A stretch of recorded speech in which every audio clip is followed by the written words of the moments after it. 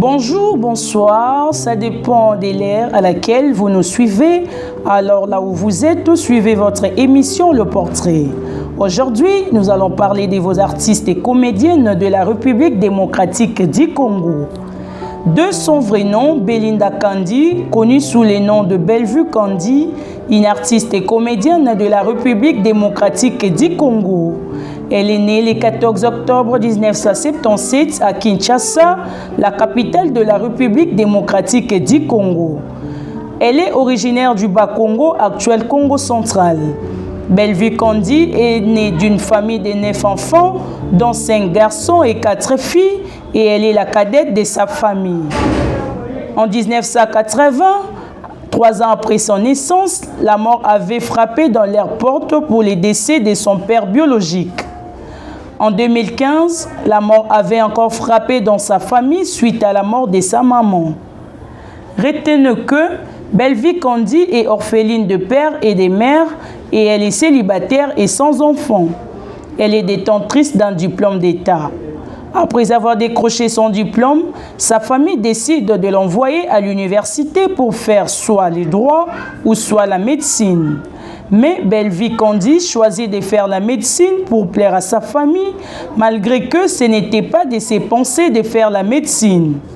Kandi n'a pas pu amener ses études jusqu'au bout parce que ses pensées étaient focalisées au art dramatique. Elle a enfin étudié à l'Institut national des arts, INA en sigle.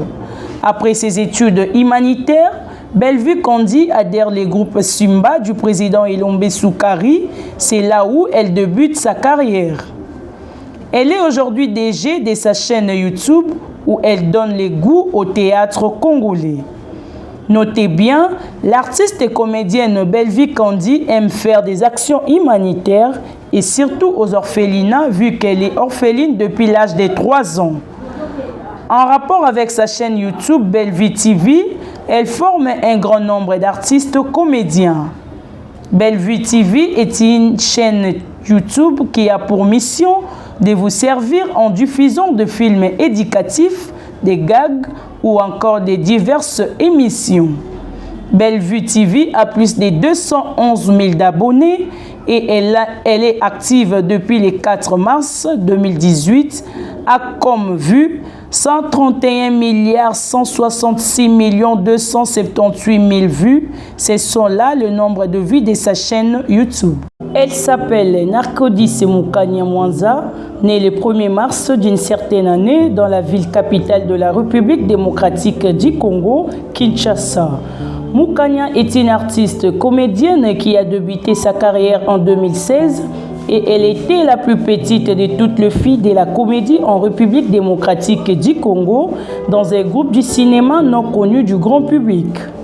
Fin 2016 et début 2017, elle a intégré le groupe théâtral Congo du président Herman Kasongo et aujourd'hui la métisse congolaise évolue en solo, soit elle est devenue actrice indépendante capable de faire les nzonding.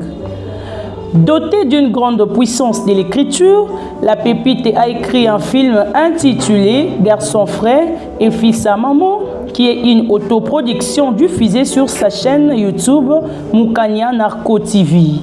Amoureuse des études, elle est actuellement en master 1D cinéma et art du spectacle à l'Institut facultaire des sciences de l'information et de la communication IFASIC en sigle. Elle est aussi douée dans la coiffure femme et commerce de vêtements, une femme qui mérite l'accomplissement de producteurs et des hommes et de femmes d'affaires congolais.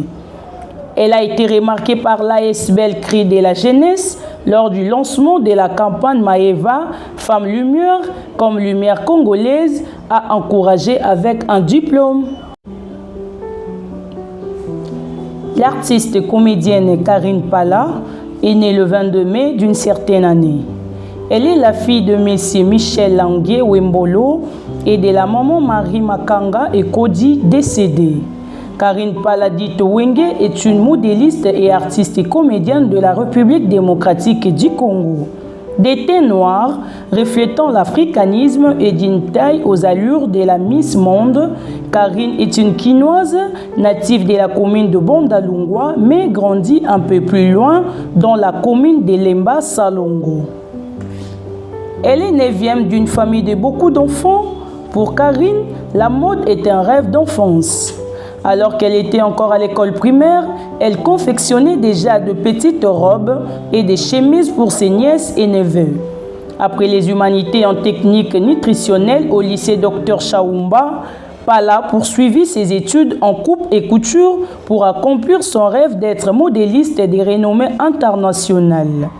Contrairement au projet de ses parents de l'initier à d'autres domaines de la vie. En 2006, elle décide de se rendre à Abidjan, au Côte d'Ivoire, en vue de perfectionner la coupe et la couture. Sa carrière de modéliste a connu un essor incroyable et remarquable. Présentée au Fembaka Mombanga du magazine Amina, Karine va impressionner par sa taille de top modèle et M. Mbaka lui proposa d'être parmi les actrices du photoroman du magazine. Dès l'apparition de ces photoromans, Pala va être remarqué dans le monde. Ce qui va pousser un réalisateur français par ses photos de lui proposer un rôle dans un film qui ne sera jamais tourné suite de manque de financement. Cependant, cette étape va marquer son entrée dans la comédie pour parfaire son talent de cinéaste. D'abord au groupe Salongo du fait Papa Chitenge, et puis elle va assurer quelques collaborations avec des artistes nationaux, notamment V12 du groupe Océan, qui a cartonné dans tout Kinshasa en 2015 et 2016. Pour Karine Pala, dite Wenge, son pseudo de la comédie, la mode et la comédie sont plus qu'une passion, c'est toute sa vie et c'est impossible de la séparer de l'une ou de l'autre, car c'est grâce à la comédie que son talent de modéliste a été en partie découvert. Actuellement, Karine Pala est couturière, styliste, modéliste, accessoiriste, artiste et comédienne du groupe Salongo et Océan, chargée des relations publiques, adjointe du collectif des stylistes et de modélistes congolais, présidente de l'ONG Losangania et initiatrice du festival Mode africaine sur calendrier et catalogue MAC en sigle, assez suffisant comme élément pour expliquer son dévouement aux grandes responsabilités liées à sa passion. À Kinshasa, elle possède un atelier de couture et un showroom qui expose ses créations à Bandal Pépinière. Outre cela, elle a mis sur pied l'ONG Losangania qui encadre et forme le FIMER et autres enfants en coupe et couture. Pour son travail de modéliste, Karine voyage beaucoup dans le monde entier. Récemment, elle vient d'être à Dallas et à Hollywood, à les États-Unis d'Amérique, où elle a été invitée au prestigious American and African Award, événement qui prime les cinéastes et les modélistes du monde. L'année 2018 se présente comme une année de conquête mondiale puisqu'elle est programmée au prestigious American and African Award pour son film Pala qui sort très bientôt sur les écrans. Au-delà de l'effort personnel d'attendre ces stades de sa carrière dans un domaine émêlé d'une forte concurrence et le fait d'être porte-drapeau de la République démocratique du Congo dans le monde, fort regret est de constater qu'elle n'est pas accompagnée par le gouvernement de son pays.